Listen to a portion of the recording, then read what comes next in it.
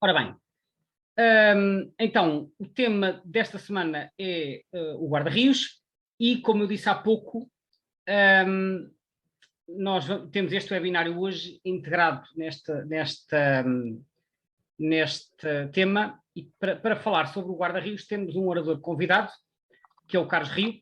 O Carlos Rio que nós convidamos para falar aqui hoje, dada a grande experiência que ele tem, nomeadamente a fotografar esta espécie. E eu desde já dou as boas-vindas ao Carlos e antes de lhe passar a palavra vou só dar umas breves palavras para apresentar. O Carlos Rio é natural de Fão. Fão fica no concelho de Esposende, portanto no distrito de Braga, que é no Minho. O Carlos é ambientalista desde a adolescência, é naturalista e fotógrafo de natureza há 20 anos, mais coisa, menos coisa.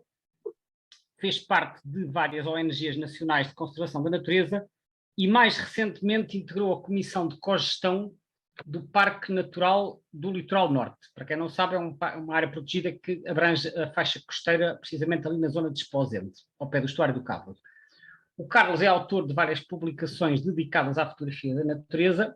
Uma delas tem a ver precisamente com o guarda-rios, e como nós sabíamos que o Carlos tinha uma vasta experiência na fotografia desta espécie, e aproveitando o tema da semana, convidamos o Carlos para vir aqui falar um pouco da sua experiência com a fotografia de guarda-rios e para nos dar, enfim, algumas dicas sobre, para quem estiver interessado em fotografar esta espécie, qual será a melhor abordagem. Carlos, bem-vindo mais uma vez. Muito obrigado por teres aceitado o nosso convite para vir aqui hoje falar um pouco sobre a tua experiência com esta espécie e eu vou-te então passar a palavra para dares início à tua apresentação.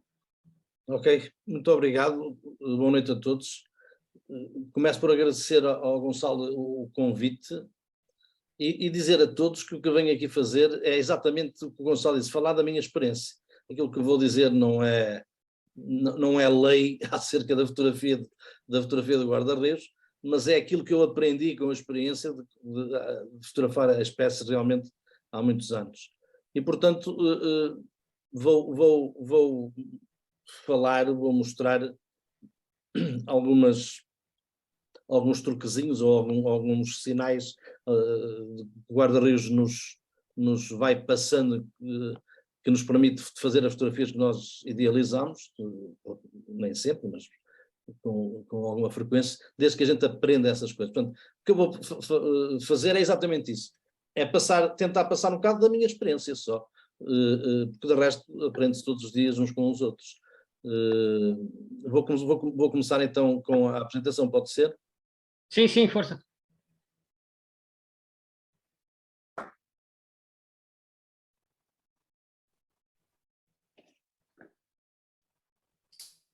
Espero que esteja a funcionar, já está? Já está, já se vê. Podes continuar. Então, o que é que nós sabemos sobre o guarda-reus? Sim, porque é necessário para fotografar o guarda-reus ou qualquer espécie, saber alguma coisa sobre a espécie, sobre o guarda-reus também. E o que eu vou dizer aqui é aquilo que eu sei, e aquilo que eu sei que a maior parte de vocês também já sabe, mas fica para quem quer fotografar a espécie e ainda não conseguiu. Primeiro, sabemos que são muito bonitos, é por isso que estamos todos hoje aqui, é porque gostávamos de fotografar ou gostávamos de aprender a fotografá-los. Foi isso que nos chamou a atenção, foi isso que nos chamou a atenção a mim há muitos anos, quando vi passar aquela coisa azul com muita velocidade aqui no rio, junto da minha casa. E depois também sabemos, ou nem toda a gente sabe, que existe um mito que fotografar o guarda-reus é uma coisa dificílima. E não é mais difícil nem mais fácil do que a maioria das espécies. Pode ser mais difícil de encontrar, mas depois de encontrar e de seguir algumas pistas, é muito fácil de fotografar o guarda-reus. Pode ser mais difícil fazermos determinado tipo de fotografias do guarda-reus, mas fotografar o guarda-reus não é assim tão difícil como se possa pensar e como muita gente pensa. Também sabemos distinguir um macho de uma fêmea, uma cria que saiu do ninho há pouco tempo, são duas coisas que são essenciais para fotografar o guarda-reus. Sabemos que depende de massas e correntes de água doce para viver. Eu tenho aqui doce entre aspas porque não é bem assim. Há guarda-rios que caçam, por exemplo, aqui no estuário do Cabo, a água é salobra e alguns vão caçar mesmo ao mar. Usam rochedos na vazante que estão encostados à praia, que servem de poleiros e caçam, muitos vão caçar ao mar, é aquelas poças que se formam entre rochedos. Mas o comum é efetivamente as massas de correntes de água doce. Sabemos que o guarda-rios é um bioindicador da qualidade da água, o que só por si já nos ajuda a encontrar o guarda-rios. Já sabemos onde não devemos procurar o guarda-rios. Também sabemos que precisa de margens altas ou taludes perto das margens, muros, poços, para nidificarem, porque fazem uns buracos, uns túneis com alguma inclinação para dentro, que é para os ovos não rolarem por cá para fora, com uma galeria lá embaixo, que cheira muito a peixe, imagina-se porquê. E, portanto, sabemos que tem que ter estas condições para que os guarda-rios nidifiquem no sítio onde nós os vemos. Se não tiverem estas condições, mas vemos lá guarda-rios, significa que os vemos só fora da época de reprodução. E também sabemos que é muito, muito territorial, sobretudo depois de formar o casal. O guarda-rios formam casais de época para época, nunca, não é um casal para toda a vida, mas todos os anos formam um casal e normalmente juntam os territórios, que terão aproximadamente 1000 metros, depende também da quantidade de alimento e depende da quantidade de vizinhos guarda-rios. E, portanto, mas é muito territorial, está sempre atento ao que se passa no seu território e está sempre, sobretudo, à concorrência a outros guarda-rios. Então, como é que fazemos para fotografar o guarda-rios? Precisamos de o encontrar. Com base naquilo que nós já sabemos, ou ficamos a saber agora, alguns, é uma ajuda importante. Vamos procurar em locais que sabemos ter as condições para a sua ocorrência, conforme falei antes. E isso implica muito trabalho. Implica muitas horas de campo, muitas horas de estudo, passar no mesmo sítio várias vezes, observar, tomar notas das horas em que os observamos, os locais onde os observamos, para depois poder delinear estratégias. E outra forma de encontrar o guarda-rios é perguntando. Eu bem sei que há muita gente que não gosta muito de dizer onde fez as fotografias, se calhar com medo que vá alguém e faça uma fotografia mais bonita.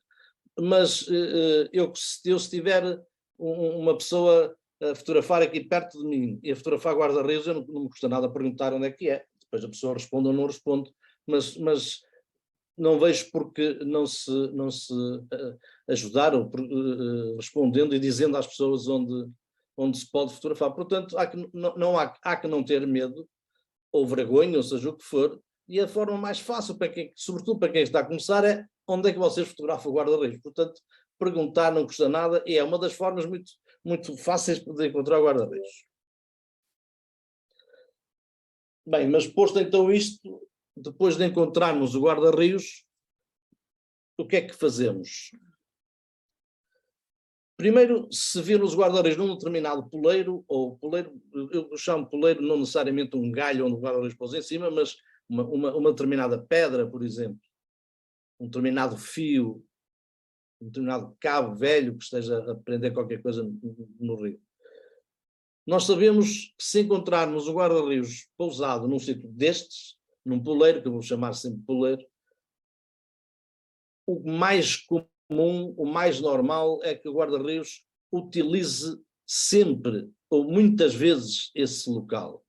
Porque o guarda-rios tem no seu território meia dúzia de locais, vou chamar de poleiros, pode não ser sempre o mesmo naquele sítio, mas pode ser um que esteja 2 metros ao lado ou 3 metros ao lado, mas normalmente é o mesmo.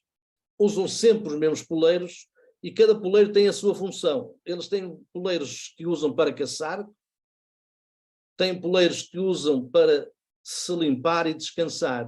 São poleiros diferentes, são sítios diferentes. E até poleiros para só simplesmente estar de guarda ao seu território.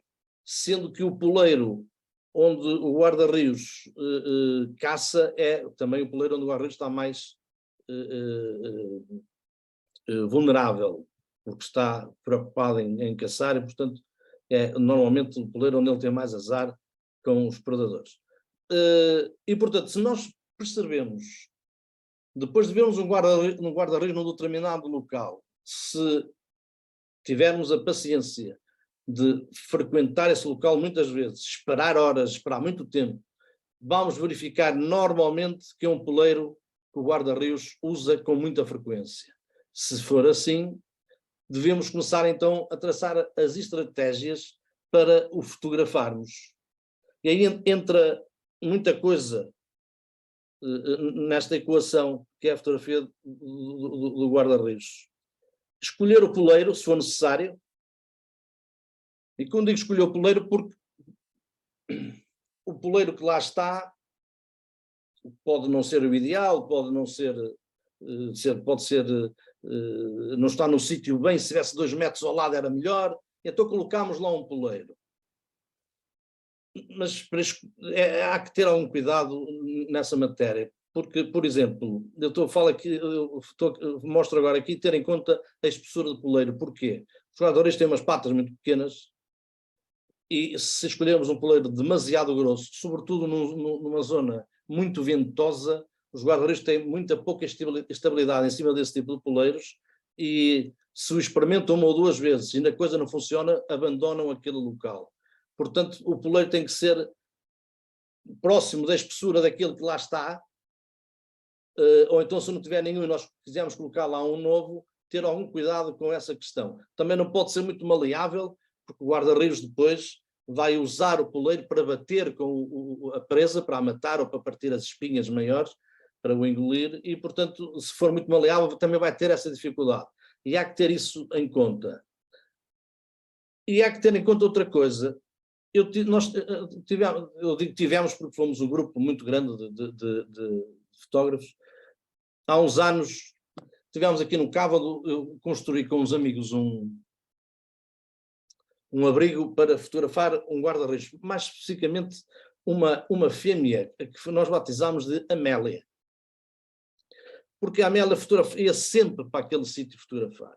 E veio gente, eu acho que deve ter sido o guarda-rios mais fotografado de todos os tempos, porque vieram centenas de pessoas do país inteiro que sabiam que ele se sentava naquele sítio, naquele abrigo, e o guarda-rios vinha, e a Amélia vinha para lá, e tinha lá 2 poleiros, um a meio metro da janela lateral do poleiro, que era o poleiro onde ela se descansava, se limpava e relaxava, e 3 metros à frente da janela principal do poleiro, que era onde caçava. Portanto, nós tínhamos ali a possibilidade de fotografar um guarda-rios e assistir a quase todo o tipo de comportamentos. E foi esta fêmea que me ensinou muito sobre os comportamentos no guarda-rios, porque estive ali mais de 1 ano a acompanhá-la, são centenas de horas, a aprender com ela os comportamentos do guarda-rios. E isto para dizer que ia muita gente fotografar, pediam para lá ir fotografar, eu deixava ir, sem problema nenhum, desde que não estivesse ocupado o abrigo. E eu tinha lá o poleiro da frente, onde ela caçava, o poleiro lateral era o poleiro da árvore que lá estava. O poleiro da frente foi um poleiro que nós colocámos lá. E o poleiro que lá estava, um dia houve uma pessoa que me pediu para ver se podia fotografar o guarda-rios, eu disse que sim, e a meio da manhã resolvi ir até lá. E fiz uma aproximação cuidada, porque a porta do abrigo ficava na traseira, exatamente para se poder entrar no abrigo sem o guarda-rios fugir, caso estivesse no poleiro. E antes de entrar eu me espreitei assim, pelo lado do abrigo um pouco e verifiquei que o poleiro que lá estava não foi aquele que eu tinha lá deixado, e aquele que nós tínhamos fotografado ultimamente. Quer dizer, o senhor que me pediu chegou lá e entendeu que devia mudar o poleiro.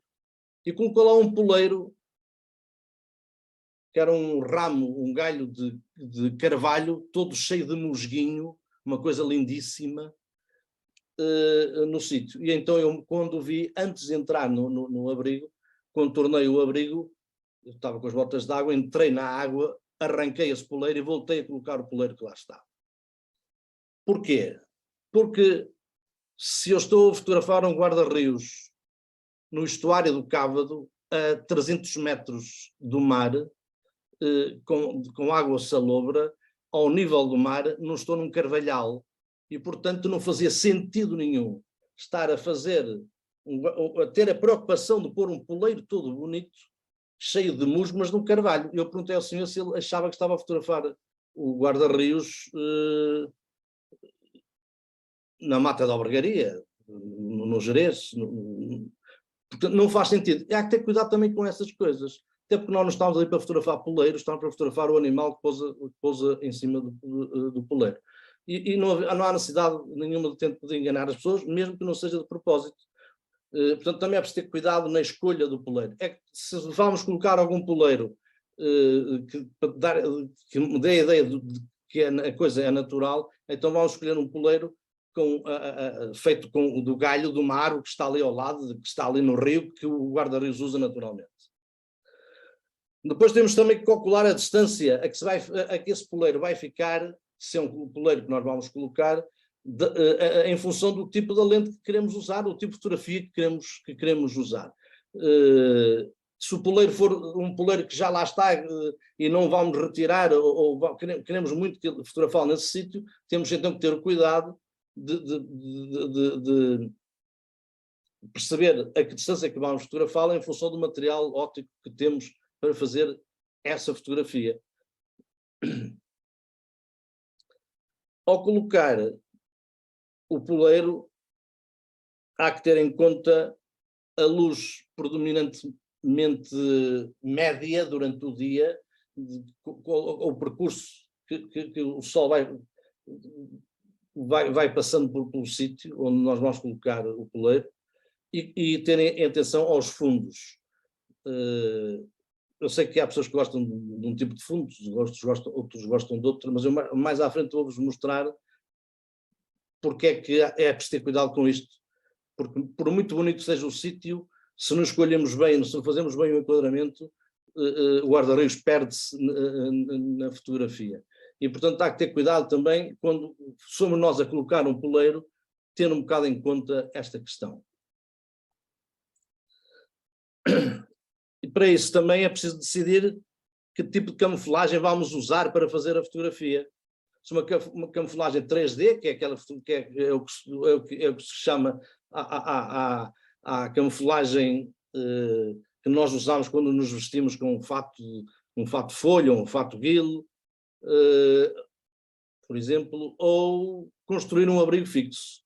Agora há um bocado a corrente de que é quase um crime fotografar em abrigos fixos. Não, para mim não é. Aliás, fotografar com uma camuflagem, seja ela sentado num banquinho com uma rede por cima e uns galhos ali enfiados, ou com um fato deste tipo escondido no meio de umas silvas, é um abrigo na mesma, só que temporário. Portanto, os abrigos são todas as formas que nós temos de fotografar, umas mais fixas, outras mais temporárias, e portanto há que ter a noção de que tipo de abrigo ou que tipo de camuflagem vamos usar.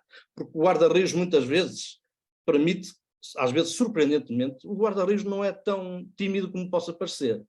Depende de indivíduo para indivíduo, mas é muito comum nós estarmos num sítio qualquer e o guarda-rios vem, voa e pousa a 5 ou 6 metros de nós. E se estamos com a máquina na mão, nos permite fazer fotografias. Isso acontece com alguma frequência. Portanto, o guarda-rios não é assim tão tímido, tão assustadiço como existe essa ideia. Não será sempre assim. Varia de indivíduo para indivíduo, mas não é tão fora do comum como isso. Obviamente que se deve evitar o máximo de perturbação, sobretudo quando estamos junto de ninhos, porque os guarda-rios, depois de nascerem ao fim de alguns dias, vêm para fora do ninho, e estão ali durante uns dias. a serem alimentados já fora do ninho pelos pais e a treinarem a caçar. E normalmente, já agora, se alguém não sabe, treinam usando pequenos paus, os pequeninos, os guarda-rios pequeninos, apanham os pauzinhos, põem-se em cima dos poleiros e atiram os paus, deixam cair os paus na água, depois mergulham para os caçar, para os apanhar, apanham-os, vêm para cima do pau e batem com os pauzinhos no poleiro como se fosse um peixe. E depois largam-nos outra vez e passam o dia nisto. Entretanto, os pais ou os irmãos mais velhos da ninhada anterior também ajudam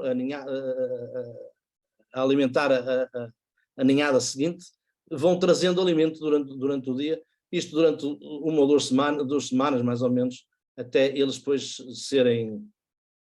partirem para os seus territórios, para a procura de territórios novos, e às vezes partindo a bem ou a mal, às vezes são os pais que os expulsam e de forma violenta até. Ter atenção ao uso de flash, eu não vou dizer não tirem com flash, porque pela experiência que eu tenho, eu vou-vos mostrar mais à frente umas fotografias feitas com lente grande angular e em algumas situações, usando a lente grande angular, foi preciso usar flash. E o que eu fazia era fazer um disparo com flash e ver a reação do guarda-rios. Eu tive guarda-rios que fazia o disparo com flash e ele fugia, e eu esperava o tempo necessário outra vez para ele regressava novamente, e eu fazia outro disparo com flash e ele fugia, e eu, a partir daí esse guarda-rios não fotografava mais com flash. Outros guarda-rios, como por exemplo essa fêmea que eu vos falei há pouco, a Amélia, era-lhe indiferente ter flash, ter holofotes, ter música a tocar, ter os nós a dançar, ouvir dentro do abrigo, porque ela não saía dali, habituou-se de tal forma a estar ali que nos permitia fotografar de qualquer maneira. Portanto, o uso de flash tem a ver com isto. O que é que há a fazer? Se for necessário usar o flash, experimentar e ver a reação do animal, não são todos iguais, se perceberem que ele foge, que ele se assusta, santa paciência, a fotografia vai ficar sem flash. Se virem que lhes é indiferente, não abusando do flash, obviamente, eu não vejo qualquer mal em fazer algumas fotografias com flash, nem que não sejam todas no mesmo dia.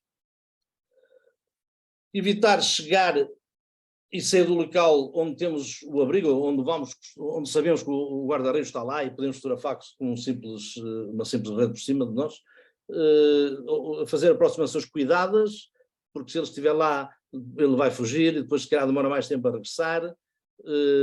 Eles podem achar estranho quando se aparece alguma coisa de novo no sítio e, portanto, há que ter cuidado. Se for um abrigo fixo, entrar e sair do abrigo na presença do animal, do guarda-rios ou de outro animal qualquer, torna-se complicado, porque eles vão associar aquele sítio à presença humana e depois há espécies que muito dificilmente voltam a usar esse sítio.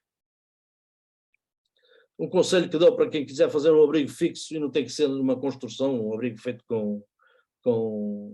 pode-se fazer um abrigo fixo com redes só e com a vegetação que está à volta. Quando se constrói uma coisa nova ali, pelas razões que enumerei anteriormente, não se deve usar durante alguns dias. Isto para que o guarda-reis se vá habituando à presença daquela coisa, começa a ganhar confiança, a regressar à sua rotina normal, e então depois sim poderemos começar a usar com os cuidados que disse antes. Entrar no abrigo e sair do abrigo sem o guarda-reis estar na proximidade. E o silêncio é óbvio, para fotografar guarda-rios ou outro animal qualquer, a não ser realmente essa nossa Amélia, que nos permitia, ao fim de algum tempo, nós a falar baixo, de tanto falarmos baixo, às vezes habituávamos quando estávamos a falar alto. E foi aí que nós percebemos que lhe era indiferente. Depois dela chegar, era indiferente. Se calhar, se nós estivéssemos a fazer barulho, quando ela chegasse, era capaz de não parar. Mas depois dela estar, e às vezes passava horas ali à nossa frente, ou no poleiro da frente a caçar, ou no poleiro do lado a limpar-se, a descansar e a dormir, ela foi-se habituando à nossa presença, embora não nos visse, ouvia-nos. Bem, e agora algumas dicas que têm a ver com o fotografar em si, segundo a minha experiência, naturalmente. Como tinha dito no início, os poleiros são os locais onde o guarda-reis se sente mais vulnerável, sobretudo os poleiros de caça. E, portanto, ele está sempre em alerta, está sempre nervoso, está sempre ligeiramente agitado. Depois do guarda-reio chegar ao poleiro, o que é que nós não devemos fazer logo? É começar logo a disparar. Agora com as máquinas mirrorless que são silenciosas, esse problema não se põe, não fazem barulho. Pode fazer barulho a excitação dos fotógrafos, ter o guarda-reis ali à frente, e se calhar, se for a primeira ou a segunda vez, até dão urras, e portanto tem que haver esse cuidado. O que se deve fazer quando o guarda-rios chega ao poleiro é mantermos a calma e deixarmos os guarda-rios ganhar confiança e e se acalmar um pouco e começar ali em cima do poleiro, para um lado e para o outro, ou olhar para baixo, a ver se começa sem possibilidade de caçar alguma coisa. Portanto, não disparar a máquina imediatamente, deixá-lo repousar um pouco. Não fazer movimentos bruscos com a lente, no caso de ser um abrigo em que a lente fica fora do abrigo, ou se for uma simples camuflagem, com uma rede, por exemplo, não fazer movimentos bruscos com a lente, porque chamam-lhes imediatamente a atenção e fogem. E estar atento aos sinais que a ave vos transmite. E a ave transmite montes de sinais enquanto está nos poleiros. Sinais que nos permitem quase adivinhar quando é que vai fugir, quando é que vai mergulhar, quando é que se vai defender, quando fica em alerta. Uma série de sinais que a ave nos transmite, e conhecendo nós esses sinais, passa a ser mais fácil fotografá-lo e fazer as fotografias que nós imaginamos. Vamos falar mais à frente de alguns destes sinais e mostrar. É aconselhável, obviamente, usar sempre um tripé, porque por todas as razões que os fotógrafos conhecem. Eu conheço alguns amigos que dizem que faço sem tripé, e depois admiram-se porque é que a fotografia não sai assim, ou porque sai assado. Portanto, o tripé dá mais estabilidade, evita movimentos desnecessários com a câmara, com a lente, tem todas as vantagens, como devem imaginar. Deve-se deixar o anel que prende a lente à sapata solto, para que, se for preciso passar do enquadramento vertical para o enquadramento horizontal, seja mais fácil. É só rodar a máquina e não está na hora ali a mexer no botãozinho, a desaparafusar aquilo para poder dar a volta, porque só faz ruídos e só faz movimentos desnecessários. E à conta disso já se perderam muitas fotografias, inclusive eu no início. Eu faço foco com eu desativei no botão onde se faz os disparos, desativei o foco e foco com o botão com o polegar que está atrás na máquina, junto ao visor, ao colar onde a gente está a espreitar para fotografar. Eu foco aí e depois reenquadro e depois então é que disparo.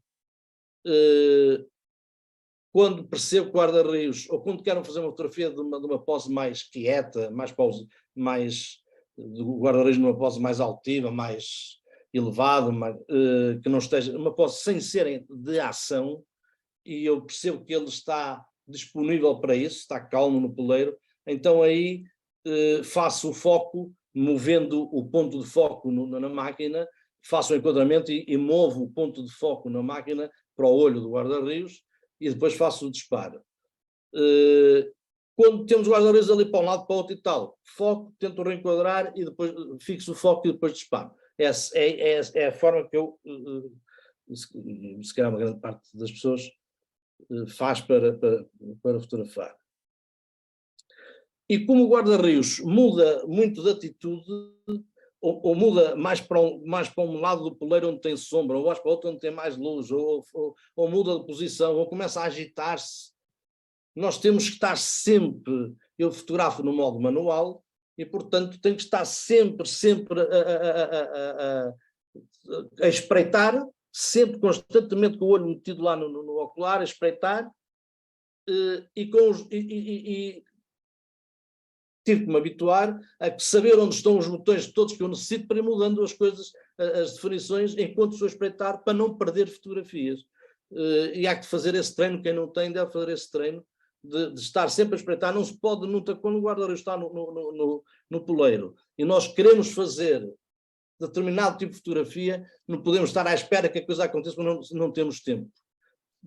À espera, de braços cruzados, a olhar para o guarda-redes. Temos de estar sempre com o olho na máquina e os dedos prontos a mudar as configurações da máquina para quando percebemos que ele vai fazer determinada ação. E quanto... Eu sei que quando se começa a fotografar inicialmente o guarda-redes, enquanto ele estiver ali, aquela coisa de estarmos à frente daquele lado que sempre quisermos fotografar, e só agora é que estamos a conseguir, eu conheço muito bem essa emoção, porque eu quando fotografei o primeiro guarda-redes, fiz 2 fotografias e vinha correr para 3 km para casa, queria ver a fotografia no computador, foi o primeiro guarda-redes que eu fiz.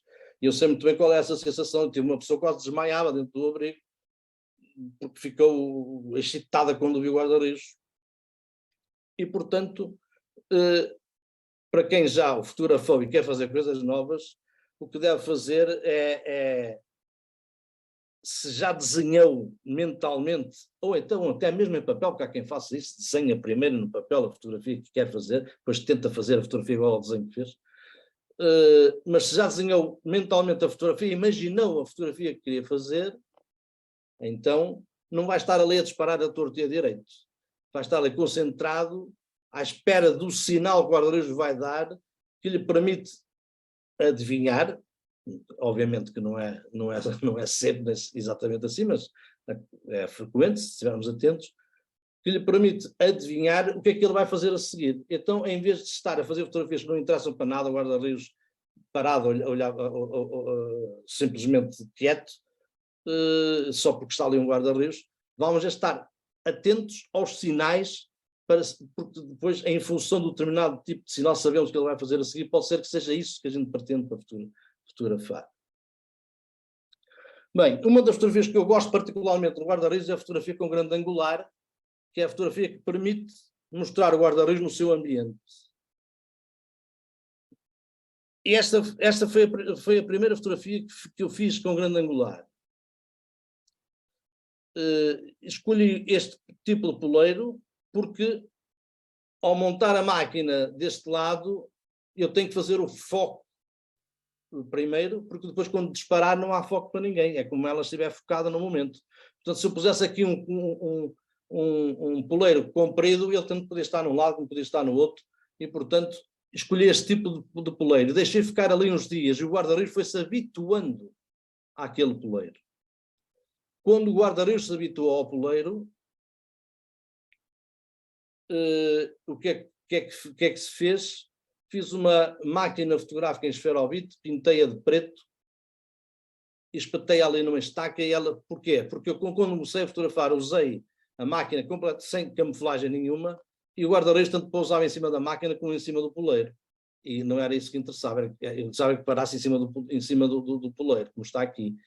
E, portanto, fiz uma máquina de esferovite, pintado de preto, espetei ali numa estaca, e ele foi-se habituando àquela máquina, e como eu vos disse, também parava ali em cima da máquina falsa. Mas também serviu para ele se habituar a mais àquele objeto ali junto do poleiro.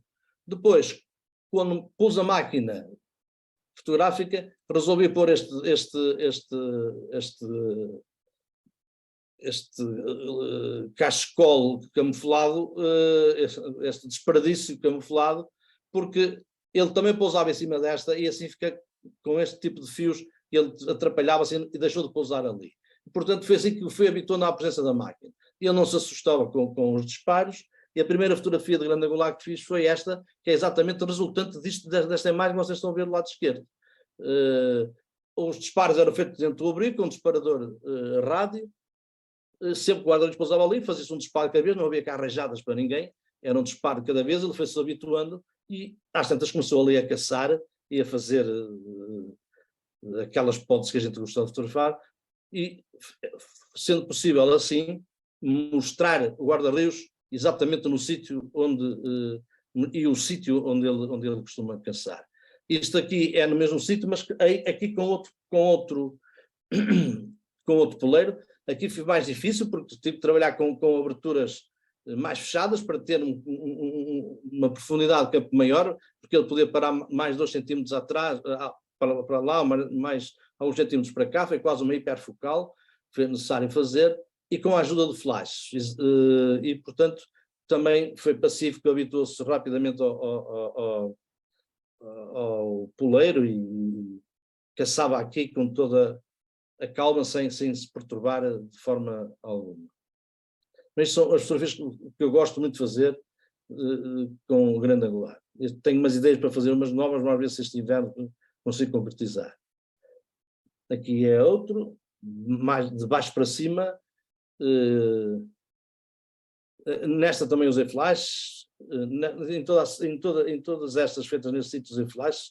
Nos outros nem sempre. Nesta aqui usei porque queria congelá-lo no ar, fazer umas coisas e consegui fazer, felizmente.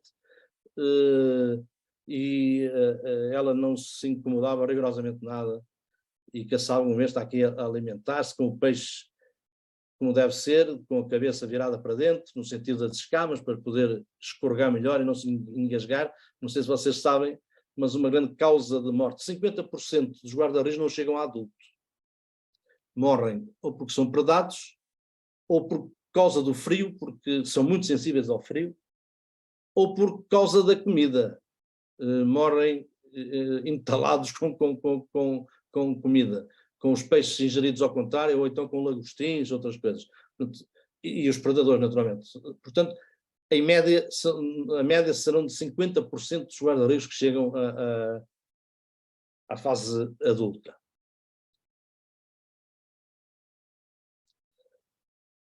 E quando queremos fazer este tipo de fotografia, temos de ter atenção aos fundos, como eu vos disse, falei no início, porque senão pode ser uma grande confusão.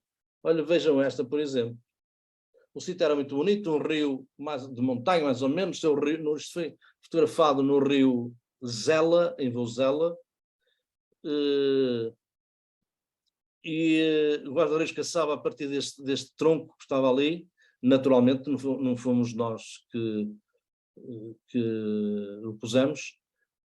E o fundo é muito complicado. Eu não gosto da fotografia. Eu agora até estou a fazer fotografias com fundos com muita cor na floresta, mas esta realmente está aqui uma confusão, um 31 que ninguém se entende. E não gosto. E, portanto, eu deveria ter tido o cuidado de escolher outro enquadramento que não tivesse este fundo que faz perder um pouco o guarda-rios. E aconteceu outra coisa que também gostava de avisar. Eu estava aqui a fotografar com o João Cosme e estávamos a usar... nós estávamos escondidos e estávamos a usar comandos rádio e esquecemos de verificar as frequências. E às tantas estava a fazer as fotografias na máquina dele e ele a fazer as fotografias na minha máquina, porque as frequências cruzaram-se, houve ali uma confusão. Portanto, quando estiver mais que uma pessoa a fotografar com rádios, com disparadores rádio, não se esqueçam antes de fazer esse teste, porque não pode correr mal. Portanto, isto é um fundo, do meu ponto de vista, que faz perder o animal. E há que ter, então, outro tipo de cuidado. E na seguinte eu tive esse cuidado. O fundo está espetacular, vê-se perfeitamente o ambiente, extraordinário, mas o enquadramento está uma porcaria. E ainda por cima eu sabia que o guarda-reis caçava sempre, ou 95% das vezes, a partir desta posição, virado para este lado. Portanto, fiz o enquadramento ao contrário. Este tronco devia estar aqui mais para a direita, que me permitiria ver mais o curso do rio, que fica para a esquerda, e apanhar o guarda-reis a mergulhar, a levantar-se, a sair. Bem, descobri que fiz a asneira ao fim de algum tempo, porque a máquina estava longe de mim, estava no meio da água, e quando fui verificar as fotografias, quando o guarda-reis saiu, é que vi que tinha feito a asneira. E aproveitei estas fotografias exatamente para isso. Quando se monta a fotografia para fazer... Eu não sei, eu acho que não fiz isto por azelice, foi quer dizer, foi por azelice, mas fiz o enquadramento que eu queria. Foi ao vir embora, acho que mexi na máquina, ela rodou um bocadinho e ficou assim. Portanto, é preciso ter muito cuidado quando se faz isto, para ter o cuidado de deixar as coisas no sítio, porque nós não vamos poder estar sempre a espreitar a ver se aquilo está bem, porque estamos com o comando, estamos a disparar à distância, só no fim da sessão, só quando o guarda-reis, a gente sabe que o guarda-reis se afastou, teve lá aqueles minutos do costume e vai dar aquela voltinha de meia hora a fazer patrulha ao seu território para depois parar ali outra vez, aproveita-se esse espaço para ver como é que as fotografias têm, fazer as correções que são necessárias fazer. Nunca esquecer disso. Os ninhos, tínhamos falado dos ninhos há pouco, podem ser em talude, neste caso, este é no Rio Cávado, em Barcelos. Este talude nem sequer está sobre a água, este talude está a cerca de 20 metros da margem, e foi aqui que este casal fez o ninho. E era um sítio onde se podia fotografar quase sem camuflagem, escondido atrás de umas árvores, sentado, que foi o caso, e permitia-nos fotografar o guarda-reios a entrar, a sair, a levar o alimento lá dentro,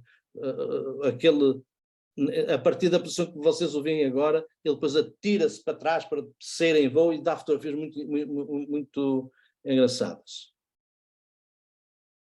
Aqui é um ninho de guarda-reios dentro de um poço. Este poço está para aí a 30 metros da massa d'água, onde ele vai caçar. Este aqui, ele entra pelo poço, entra por aqui por cima, é uma grande velocidade, uma coisa incrível, só estando lá para perceber, era muito difícil. E depois o ninho é aqui, isto é a entrada do guarda-reios do ninho, ela leva alimento para entregar às crias que estão lá dentro. Isto não foi aqui no Cávado, foi em Formentelos.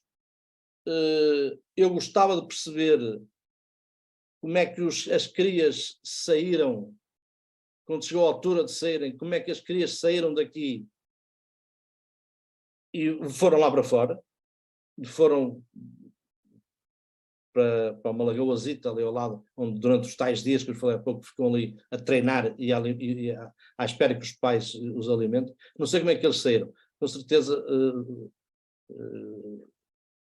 a voar já, o suficiente para ir para o murinho lá em cima do poço, que está a 2 metros aqui, acima disto, não está a mais, com certeza que foi assim.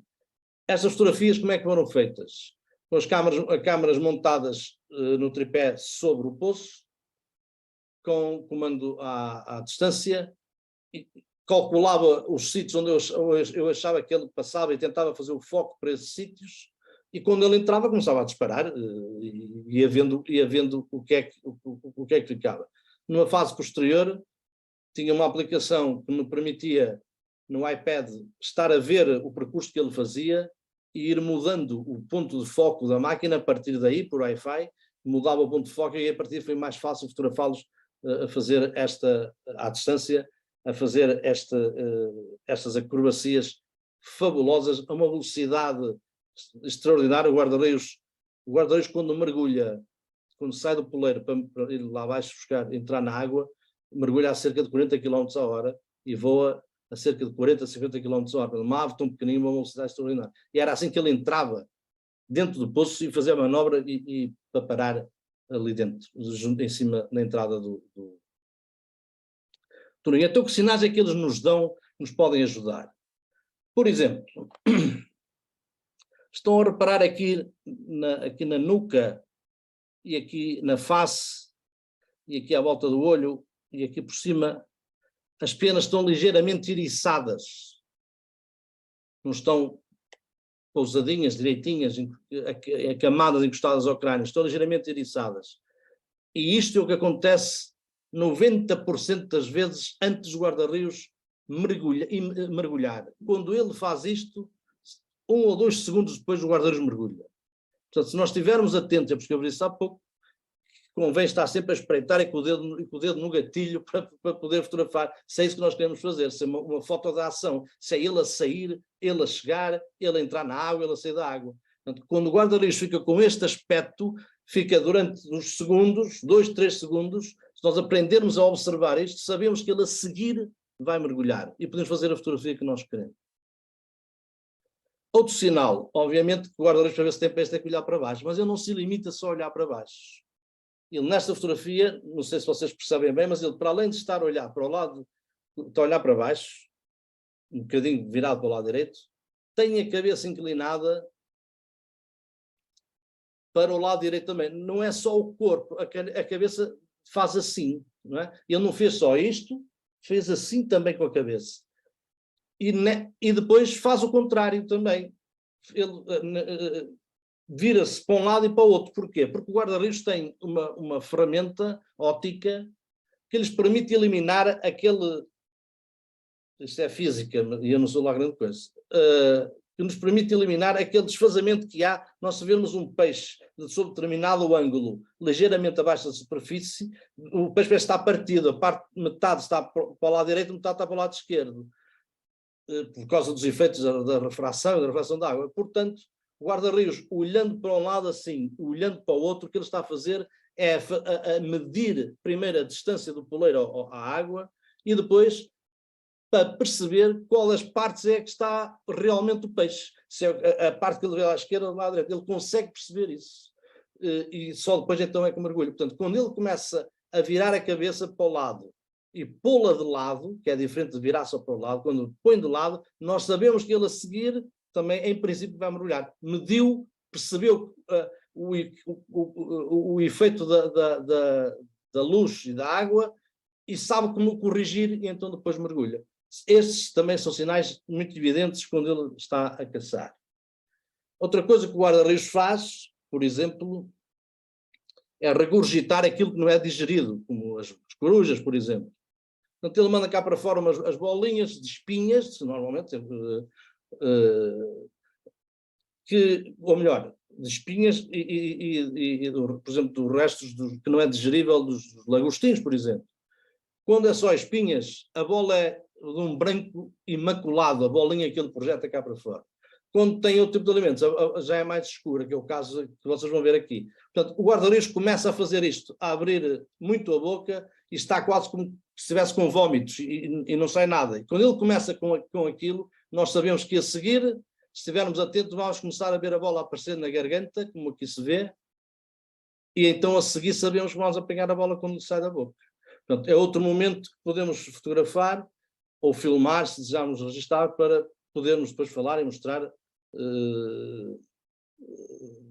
os comportamentos de guarda-rios. Portanto, quando ele começa com aquele tipo de vômitos, nós sabemos que a seguir ele vai regurgitar. Este é o comportamento que o guarda-rios adota, é a posição que o guarda-rios adota quando pressente que tem ali um concorrente ou outro guarda-rios, que ele detesta outros guarda-rios no seu território, chegando a partir desta posição, se vir que o outro guarda-rios, se ele percebe que o outro guarda-rios vai passar mais afastado, ele mantém-se nesta posição e vai seguindo a partir dali. Se ele vê que o outro vem mais à direita em relação ao poleiro, ele sai desta posição, tenta apanhá-lo e depois trocam à superfície da água uma luta que tende sempre a matar, cada um deles a matar o seu opositor por afogamento. E como é que eles fazem? Com o bico, agarram o bico do outro e enfiam-lhe a cabeça abaixo d'água e tentam matar por afogamento. É assim que eles fazem. Também adota esta posição quando, antes desta, eu esqueci de pôr a fotografia, nesta situação, particularmente, eles ficam a pé, muito, muito a direito, com a cabeça para cima, com o bico mesmo virado para cima, é quando estão a ver uma rapina. Se a rapina desce próximo, eles também adotam esta posição defensiva ou de bluff e estão a mirar a rapina que está parado lá mais à frente. Normalmente são os gaviões que dão conta dele. E depois se vê que está calmo, volta à sua postura normal. Portanto, quando o virmos nestas posições, sabemos que pode acontecer qualquer coisa e lá está, temos que estar atentos. Depois há outro tipo de comportamentos, a cópula, por exemplo, que eu esqueci também de pôr a fotografia, foram essas duas, ou então a alimentar as crias junto do ninho, depois daqueles dias depois de saírem do ninho, que também dá fotografias muito engraçadas, muito interessantes. As guerras entre eles, eles fazem, às vezes, antes é muito engraçado que antes de... Eu tenho fotografias muito más disso, antes, porque eles fazem isso normalmente no meio das árvores, antes muitas vezes, para evitar a luta, os machos confrontam-se fazendo exibições com posturas estranhas, abrir as asas, sons, poses estranhíssimas, e estão ali como se estivesse a fazer uma dança um contra o outro, cada um a tentar intimidar o outro. Não conseguindo, partem então para a violência. Mas isso normalmente é feito no meio de galhos muito complicados e não tem fotografias decentes. É dos poucos comportamentos que me falta fotografar. Observar, felizmente, já vi alguns, a fotografar não consegui. E os da alimentação são muito engraçados, porque eles têm normalmente o cuidado de entregar a presa, se for a jovens, já virado no sentido das escamas para ser mais fácil de engolir. Assim o fazem também à fêmea na altura do acasalamento, quando estão a tentar a fazer a corte à fêmea, também lhe oferecem alimento e já prontinho a engolir, portanto já virado na posição correta para poder engolir à vontade e tal. E observar tudo isto é muito interessante. Quem gosta verdadeiramente dos guarda-rios, para além de lhes fazer fotografias, vai começar a gostar de os acompanhar e perceber estas coisas. Sabemos também que o guarda-rios, quando chega ao poleiro, depois do mergulho, 2 segundos depois ou 3, sacode-se. E é aí que podemos tirar fotografias com aquela expulsão de água. Eu tenho outras com muita mais água, mas gosto desta porque parece que o corpo roda entre a cabeça e os pés, porque a cabeça está perfeitamente nítida, os pés também, e só o corpo é que roda ali no meio.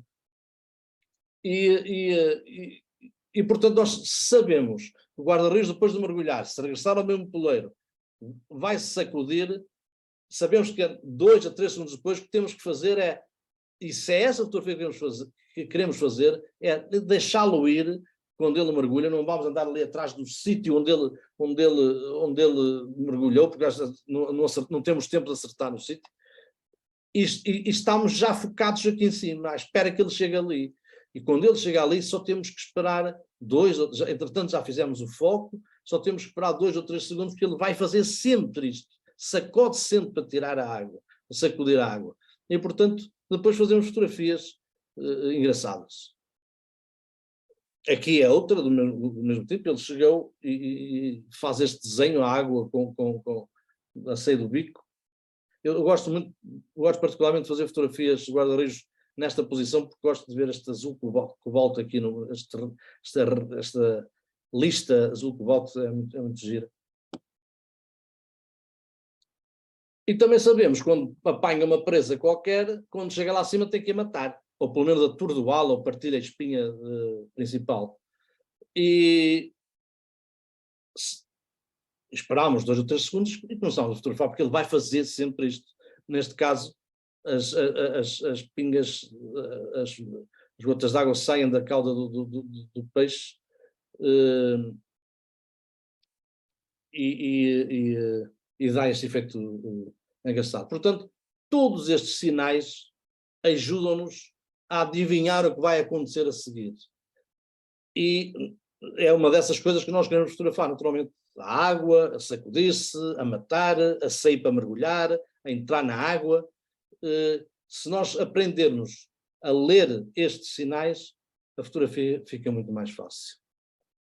Aqui é numa altura, eu gosto desta fotografia particularmente, porque parece que temos um guarda-rios tímido que está a não querer ver qualquer coisa que está a passar ali ao lado, que não sei bem o que era, mas não, ele está a limpar as penas, que é outra coisa que eles fazem diariamente, e mais que uma vez depois de uma sessão de caça, para manter as penas impecáveis, para poderem voar em condições e mergulhar em condições, e aqui está simplesmente a passar as penas entre as 2 mandíbulas do bico para se limpar, mas parece que é um guarda-rios, neste caso uma fêmea, envergonhada, mas não. Está só tratada a sua higiene pessoal, que bem precisa para ser eficiente na caça e no voo.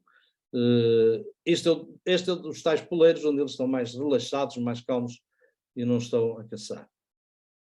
E esta é a última pose que eu vos quero mostrar, que eu chamo pose Asterix. porque eles fazem muito isto, põem-se muito nesta posição e estas penas aqui do lado do pescoço parecem, formam o bigode do Asterix. E eu chamo-lhe pós-Asterix porque eles fazem muito isto. E se um dia que vocês queiram fotografar o guarda-reis na pós-Asterix, pronto, basta estarem atentos e ir fotografando quando ele vai virando a cabeça para um lado e para o outro, e forma este bigode extraordinário. E aqui é a demonstração que o guarda-reis está perfeitamente à vontade. Está na pose de descanso, completamente relaxado, já comeu. Isto é tudo o mesmo guarda-reis que vocês viram anteriormente a caçar, etc. A olhar para baixo, para cima. Já comeu, já se limpou e agora está aqui a descansar, se calhar até adormeceu ali, perfeitamente relaxado, com o trabalho feito para aquele momento. Ainda tem muito, porque isto foi de manhã e o guarda-reis come 60% do seu peso diariamente, portanto ainda tem que cansar mais algum tempo, mas neste momento está perfeitamente relaxado, está calmo. Esta é a pose mais relaxado que o guarda-reis nos pode mostrar, e significa que está no final do seu serviço, bem como eu, porque vou ficar por aqui.